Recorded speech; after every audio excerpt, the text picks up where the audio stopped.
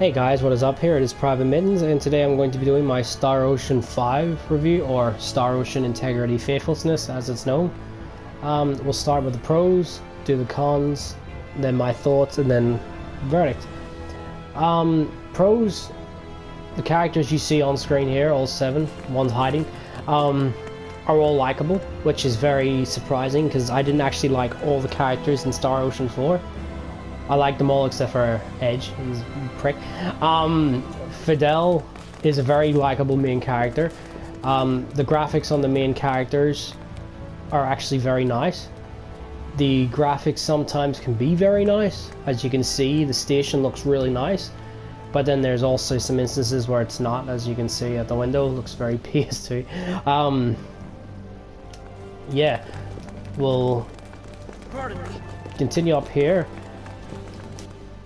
There's variety in the locations, as in like a seaside view, plains, beach, like a cliffside kind of thing,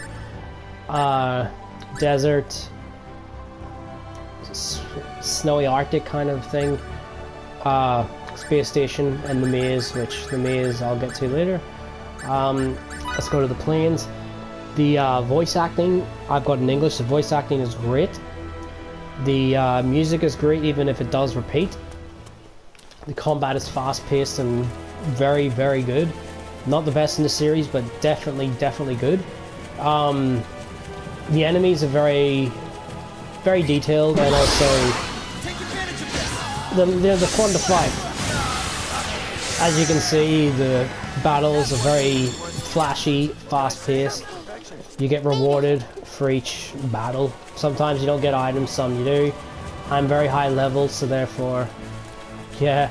We'll go over here. I'll show you this. The game's very challenging, as all Tri-S games are. It's the easiest Star Ocean game, but it's still not a pushover. As you can see, you can harvest from the land. You can also, there's fishing and mining, but that's one of them. Yeah. The enemies are good to fight. It's a hard game, even though it is the easiest Star Ocean. Good voice acting, good characters. Yeah. That's the pros. Now let's get to the... Actually, no, there's one more thing, sorry. You got item creations, synthesis, which you fuse items to make new ones. I did all the quests, see, 100%. Took me 45 hours to do. You got skills, which is like the amount of items an enemy will drop. You're better at crafting things, emotes, haggling, you know, shit like that. You know, emotes are there, for example. Like that there. I also like the way the characters look at each other sometimes. They actually don't just stand there like, you know, fucking statues. Yeah. Now let's get to some bad points. I said the graphics are good, but there's also parts of the graphics aren't good. I mean, look at the grind here. It's very... bad to say the least. You don't unlock the fast travel, which you see now, until near enough the end of the game, which is another thing I don't like. Also, you don't go to space except for one part, which is a dungeon that lasts you 15 minutes at the most, which is a huge disappointment, especially for the Star Ocean games. Clipping, as you can see, we're walking through each other, which is bullshit. Something minor, but still, I mean, it's not just them, as you can see. Sorry. He says sorry, but, meaning that he knows he walked into them, but he still walks through them. Another thing is, it's very short. As I stated, 45 hours, but I did all the side quests. I've done other things in the game. If I had just done from the story, from point A to point B, 23 hours maybe it would have took me. Another thing I don't like is the ending of the game. Like, not the ending as such, the whole story is not very good either, actually. but the optional endings that Star Ocean's always been known for. The optional endings for the characters all revolve around Fidel, which I don't think is very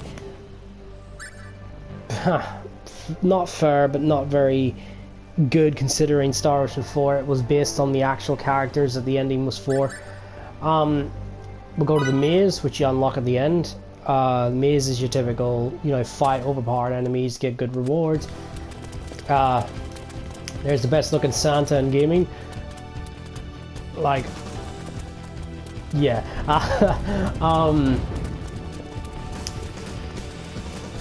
Yeah. Sorry, you just put me off it. As I said, the music was good. This is the only track I do not like in the game. The one that you're listening to now, because it's jazz. I don't have nothing against jazz, but it just doesn't suit the game at all.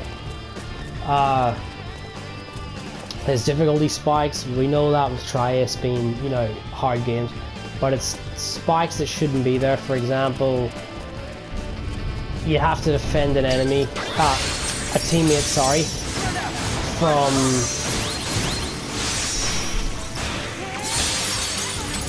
Like, you have to defend a teammate from, like, enemies, which I don't like defending in games like that there. As you can see, if you unlock certain things, you can have teammates revive each other. You can use items as well, but... yeah. I'll use an item as well, actually, to show you what that's like. Yeah, the track in the background is the only track I don't like in the game.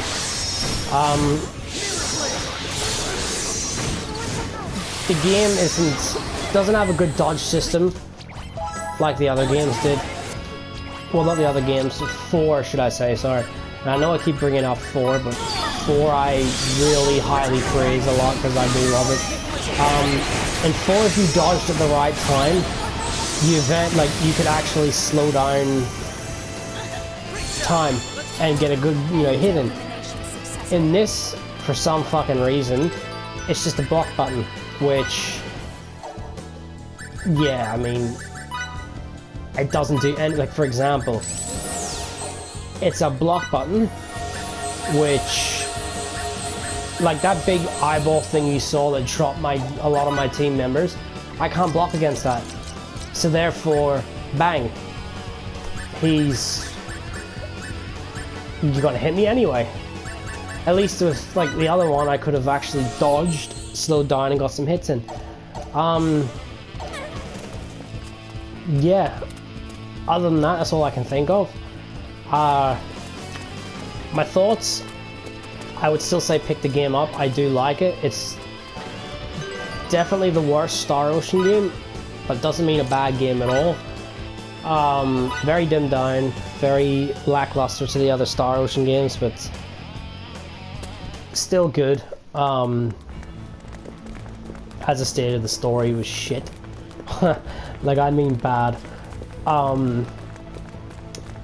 The alternate endings were crap. Yeah, I mean, would I recommend it at full price? No, I would probably wait for a half price drop for whatever version you're buying, because there's some PS3 as well. Other than that, my final verdict would be 7.5. I would recommend it, but not at full price. And for anyone that's been on the sideline thinking, should I buy it because of the bad reviews? The bad reviews ripped into this game severely unforgiving, was not fair at all. So according to IGN, giving this a 5.8, I believe. According to IGN, this is the same review score as Mighty Number 9. The game that's been crashing the Wii U. The game that's by some to be the worst game of the year, besides Resident Evil, which I haven't played. But anyway, 7.5, I would recommend it, but not at full price. Yeah, hope you guys enjoyed. Stay tuned for the next review, or the next video we do, which should be the Sony one. And it's Private Mittens, and thanks for watching.